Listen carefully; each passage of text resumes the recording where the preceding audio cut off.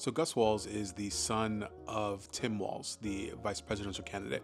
And it's really interesting because when he was growing up, his parents noticed that he enjoyed playing video games and spending time by himself. Of course, they went to several doctors and come to find out Gus has a disability.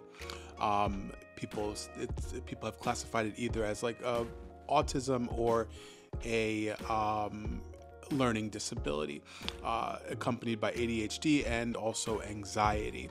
So when Tim Walz was giving his speech, he said this. And when our daughter was born, we named her Hope.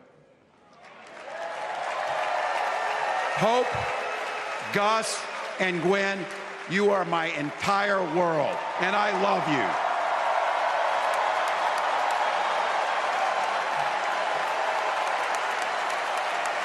I'm letting you in on how we started a family, because this is a big part about what this election is about. Now, of course, as a parent, as a child, as anyone, you would essentially feel happy, And so Gus, who has overcome all these obstacles, outwardly showed his love for his father.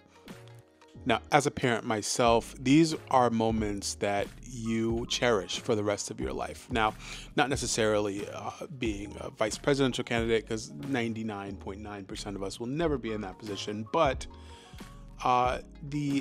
having your child show an affinity or a special type of love for you is definitely something that you cherish, especially as a father.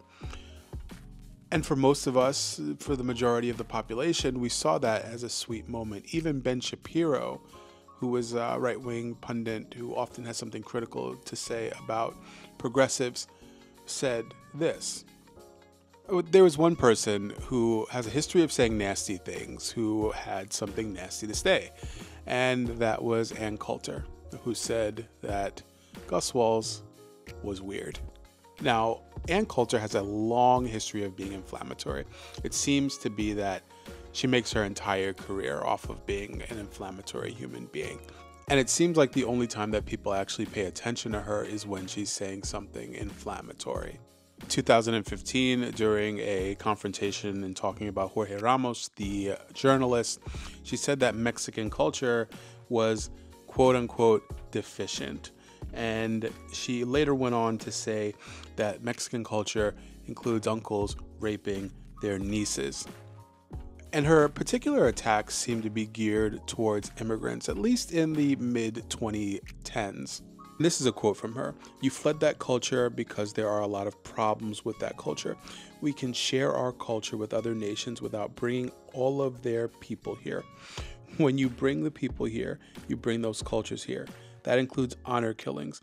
It includes uncles raping their nieces. It includes dumping litter all over. It includes not paying your taxes. It includes paying bribes to government officials. This is not our culture."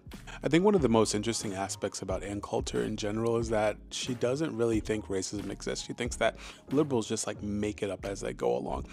She's called Asian Americans Mandarins and then doubled down and said that, yeah, it's the correct term, which it's not. The only time that people actually pay attention to her is when she's saying something inflammatory.